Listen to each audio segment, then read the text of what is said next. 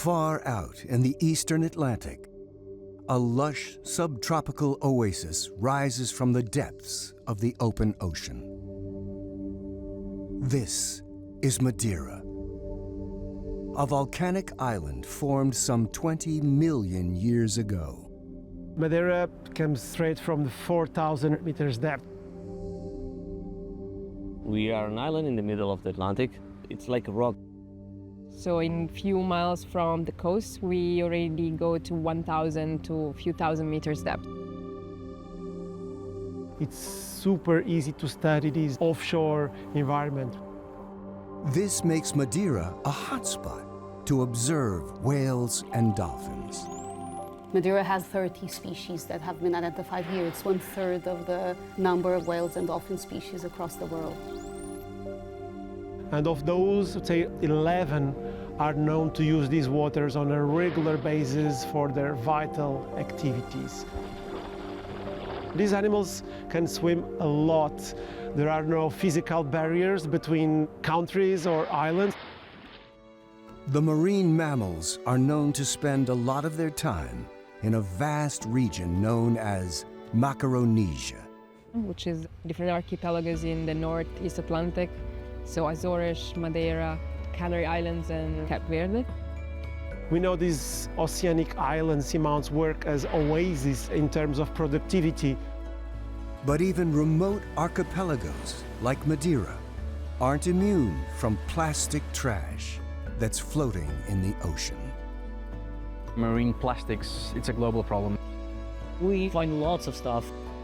Plastic pollution is really becoming one of the highest pressures ever in the ocean. This is a silent threat. Plastic pollution can impact marine life in two ways. One for entanglement and ingestion, and the other through chemical toxicity. And it can have long-term effects on the population survival and on the physiology of these organisms. How impacted is the remote Madeira archipelago by plastic trash? And how are scientists studying the issue?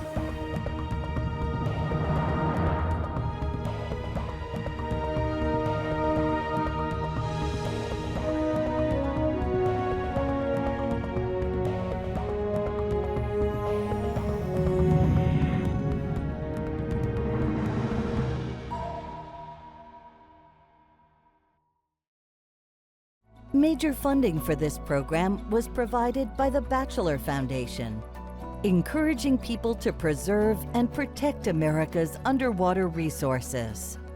Additional funding was provided by the Perot Family Endowment for Environmental Education.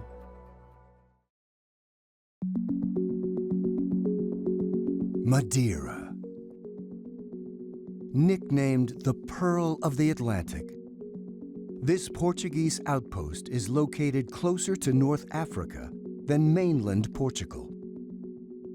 Known for its wine and flourishing gardens, whales have also long played an important role on this island of eternal spring.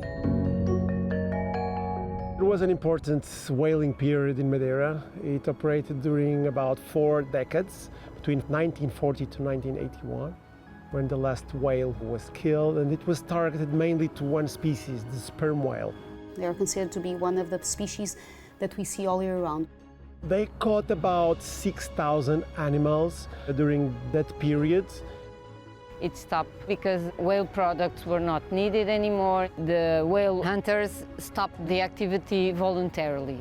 And then the waters of Madeira became protected, and this became a sanctuary for whales.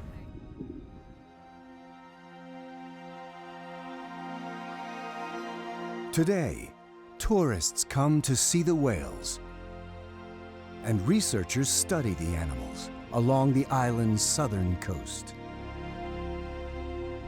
We have deep divers. They come fairly close to the coast, and these deep divers are, for example, sperm whales, pilot whales, and beaked whales, and even rhesus dolphins. But also we have more coastal species such as bottlenose dolphins. Scientists with Mare Madeira's Marine Megafauna Group are conducting a variety of studies on the animals that frequent local waters. We started in 2016 and we're much interested in population dynamics of cetaceans, whales and dolphins. Mario Madeira is part of a large institute in Portugal. At the moment we are around 40 scientists, including PhD students, technicians, communication people, project managers, and we have, I think at the moment, 13 to 14 nations represented in our group.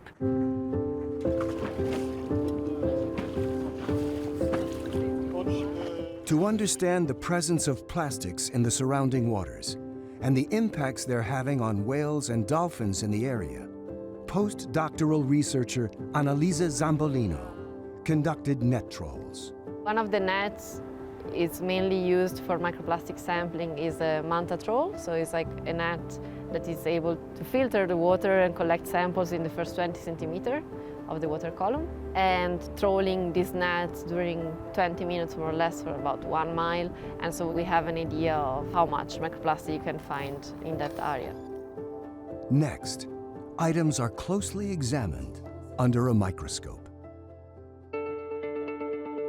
This sample that we collected, it was quite far from the coast. It was about 2-3 miles. So where we have a depth of already about 1,000 meters. And we found that in the water there was all these micro and mesoplastics. Particles smaller than 5 millimeters are considered microplastics. After 5 millimeters, normally they've been called mesoplastics, and after that it depends a bit on the study, but it could be up to 25 millimeters, for example, and then it will be called macro. And I will just count all the plastic I found. I will annotate which is the color, the type of plastic, so whether it's a fragment or a filament, a film or a fiber, for example. And normally I will also measure them, and then it will go for a polymer analysis. Microplastics are split into 2 categories, primary and secondary. Primary microplastics are manufactured to be small for a specific purpose, like microbeads found in personal care products, or pellets that will be melted down to create larger plastic items. The secondary microplastics are those particles that come from the fragmentation and degradation of bigger pieces of plastics. They become smaller and smaller while they are in the ocean, and they get weathered by the sun, by chemical and physical processes in the ocean. So what we find here many times it was these kind of small fragments that were very clear because they already lost all their colors because they come from farther away. Knowing that plastics are in the ecosystem made the experts want to see if squid and pelagic fish, which are fish occurring in the open sea, away from the shore or bottom, were feeding on these plastics. Most fishermen here, they go out and they fish pelagic fish, they can sell it in the market. These fish are not only popular with Madeirans, but are also a food staple of bottlenose dolphins. So this is a sample from the digestive system of a mackerel, and we check what was inside their stomach or the intestine.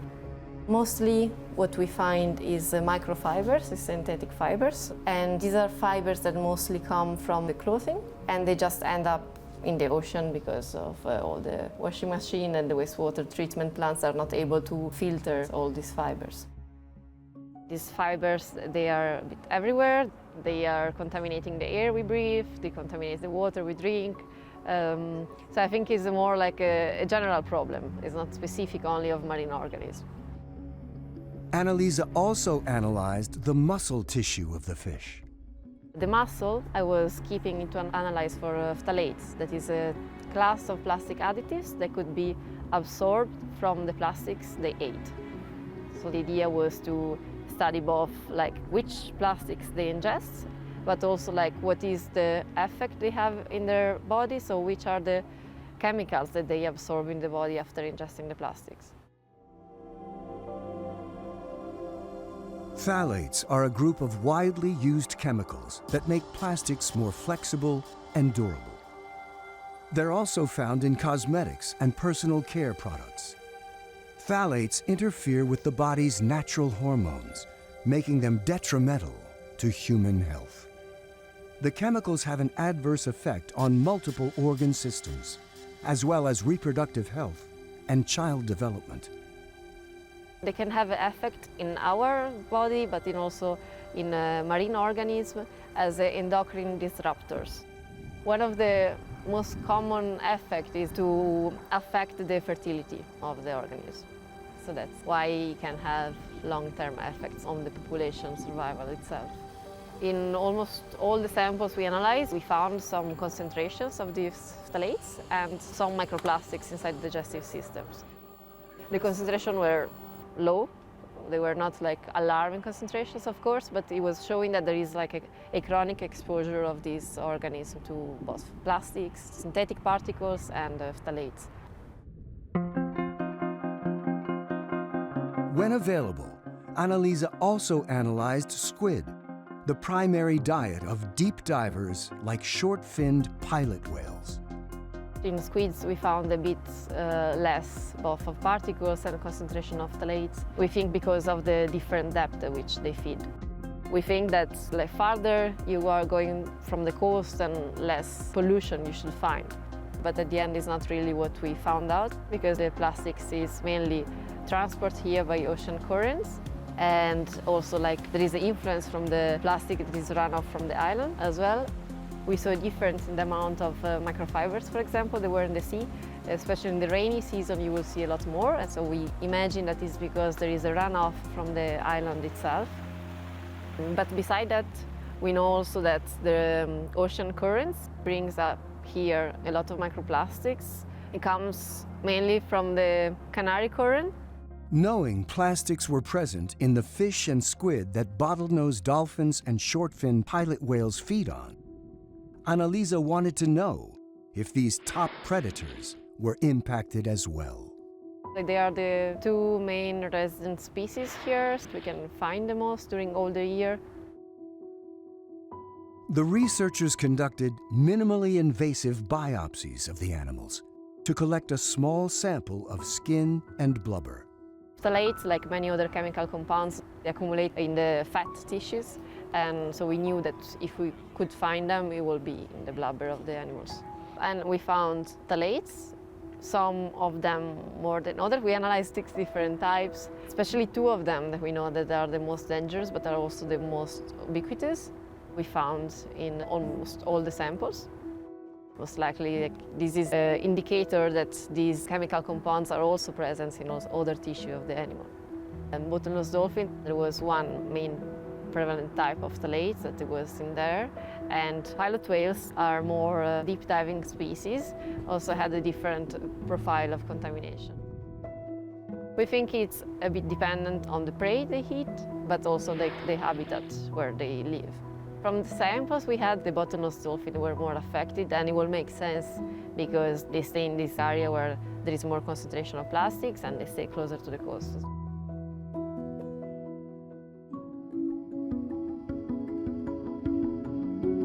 Sperm whales and short-finned pilot whales are 2 of the species of toothed whales that can be seen in Madeira year-round. Both pilot whales and sperm whales are very social species. They live in pods. They can go up to 3 to 4 generations living in the same pod. And the intelligence that these animals demonstrate, it's incredible. I think they have a complexity in them that it's absolutely fascinating. Recent studies seem to indicate that deep-diving toothed whales, like short-finned pilot and sperm whales, wash up with a higher proportion of plastics in their guts than animals who feed in shallower water.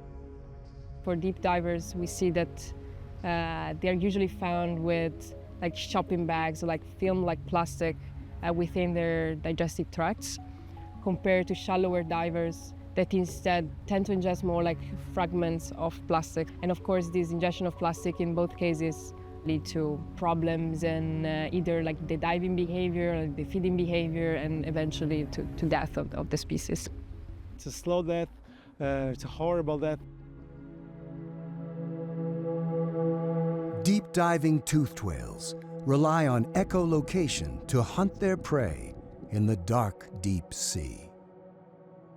They have this extra sense. They produce a sound that echoes in an object or a prey and gets back to them. And they have this physiologic capability of interpreting that sound, that echo that comes back. That is really an incredible adaptation of nature because it allows them to see the environment wherever they are. What we were wondering is, what if the echoes that they are used to receive for like thousands and millions of years from their prey right now are very similar to the echoes that start to receive from things that we are putting into the ocean, such as like plastic. And especially the fact that there are some species that ingest a lot of quantity of plastic, a specific type of plastic. We decided to look into that on the acoustic point of view. The main prey item of deep divers, such as sperm whales and pilot whales, is believed to be deep sea squids. Something in the plastic composition must be acoustically similar to the acoustic signature of the real prey of this deep diving species. To find out, the researchers set up a preliminary experiment in a large saltwater tank at a facility in the Canary Islands. And we collected a subset of different type of plastic that can generally be found in stomachs of stranded species and a sample of natural prey. Using an echo sounder attached to the wall of the tank, the experts sent out an acoustic signal to bounce off the various plastic and prey items. And we listened to that sound coming back, trying to imitate these cetaceans, how they would see those items. Could they differentiate between a plastic bag and squid? And what we saw is actually that there are many overlaps of this acoustic signature with natural prey with some type of plastic, meaning that possibly the echo that these animals receive back from the plastic is almost the same or like very similar to those that would receive from the natural prey. There is something in the plastic signature that makes these really well-adapted animals mistake their prey for plastic. And now that we're seeing this overlap, okay, maybe we continue. Probably doing some experiments actually in the ocean, not in the tank, and maybe use some live prey specimens. I think it's very, very interesting, like try to link this acoustic world that we cannot really perceive to actually make a sense of what these animals sense and perceive and why things are going bad in that kind of way. Knowing how big of a problem plastic pollution is in the oceans, Mare Madeira researchers also assess where and what kinds of trash washes up on the island's shores. To document seasonal changes, the experts go out every 3 months during low tide. It's to assess what's happening here, what is coming in our waters, and what they expected to see in the future is what is the litter who come and stay in our beaches. To collect micro-sized items, the team sets up 5 50 square centimeter quadrats, 25 meters apart, at the high tide line, and sifts the top layer of sand. The collected items are then taken back to the lab for analysis. We already realize there is more common types of plastics who are coming here, and what is important to understand what is staying here to us to assess and program some planning for the future. Larger trash is collected by walking the beach. They walk in a line, spread in the beach, to see everything that you can collect as a macro litter in the beaches. And then in the end, you do that square where you do the categorizations of the litter that you collected. Items are sorted into different categories, including those that float and those that sink. Organisms often attach themselves to floating plastics, which can travel long distances in ocean currents. They can be invaders in other areas, and sometimes the invaders can spread more easily and occupy space for the native ones. That's why it is important to us to understand from where they are coming and to understand if you need to do some intervention to just okay, you cannot spread here because you will affect directly other communities. During a long-term monitoring program on biodiversity in 2016, the Mare Madeira team also came across a previously undescribed type of plastic pollution. These are little plastic crusts encrusted to the rocks in the intertidal environment. We were the first to actually characterize the type of plastic pollutions in the world, and we believe that those plastic crusts are the result of a combination of things. First, it's the mechanical action of waves throwing bigger pieces of plastic into the rocks. Then you have the rocks that have a special texture and a special temperature, and these plastics, they kind of melt and are encrusted in the rocks. This is not an exclusive phenomenon in Madeira. We now know that this problem was already reported in different parts of the world. In addition, the research team uses drones to study the accumulations of larger plastic trash. They are quite a complementary methodology, and they are very good to assess remote areas. You can cover large areas, and it's more fast. A drone pilot collects overlapping images taken at the same height that can later be stitched together into one large photo mosaic. This sizable image serves as a contamination map of an area on which trained experts can mark all the trash they can identify. For example, this is a bottle, but if someone is not common to see a rock beach or a sand beach, maybe it will be, I don't know if it's a rock or not, but the trained eye can understand the difference between the lights and the organic shapes. And as you can see, this is a white bottle. You can easily assess everything and count and create areas and say, okay, in 100 kilometers, I have 100 objects. Then you can assess the quantity and how contaminated is your area or not. These drone assessments have many practical applications. Where is the area you need to more focus or cleaning or need to be with more human interaction with the beach? So we should have a very permanent intervention on those sites because we have there an opportunity to remove those items away from the currents. And so that's why we are increasing our work in the last few years on those sites. Since 2020, the regional government has been conducting quarterly surveys and cleanups of the area's shorelines. Every 3 months, we go to 10 different locations, and the remote accumulation site is whenever we can. What we would expect, as most of the population and the activities are on the south part of the island, is that most of the items were found here. What our numbers are showing is that there's a big difference, and most of the items get ashore on the north part of the island. So that proves our idea that we are really influenced by the Northern Gyre currents, and so it gives us a view that most of the items were coming from other places. We are getting here some items from the Caribbean or from North America. European measures will do nothing about them, and some of them are from the United States. And I know that it's a big red flag when you know that your litter is polluting somewhere really far away, a really important site for nature conservation. We need to take care of our things where we are, because we might be polluting somewhere else that might not have the amount of money, for example, to study or to remove those items. While Madeira is seeing fewer impacts from plastic pollution than mainland Portugal, it's still exceeding international pollution thresholds by 90%. So we can say that we are less worse. Let's call it like this. So it's not just our problem, it's an international one, it's everyone's problem.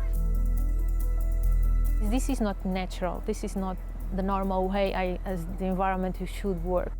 Animals have an intrinsic value and nature has an intrinsic value, and we don't know enough of nature to know what happens if a part of it disappears. That as much as it's a problem for marine mammals, it's also a problem for us. We are seeing in the long-term impact that plastics in general is having on our health as well. This is a general problem that we have to address, like from the source.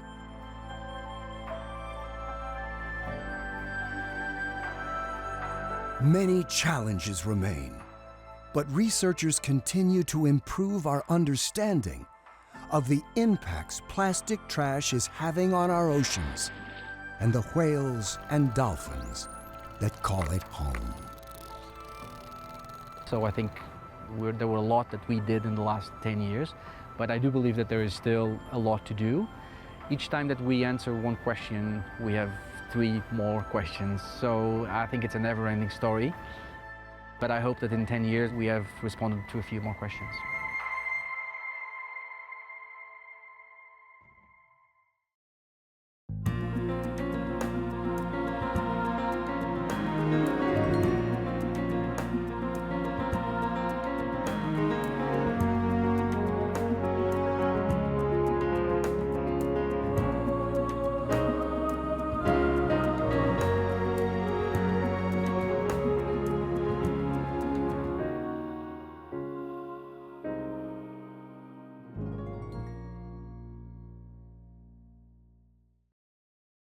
Major funding for this program was provided by the Batchelor Foundation, encouraging people to preserve and protect America's underwater resources.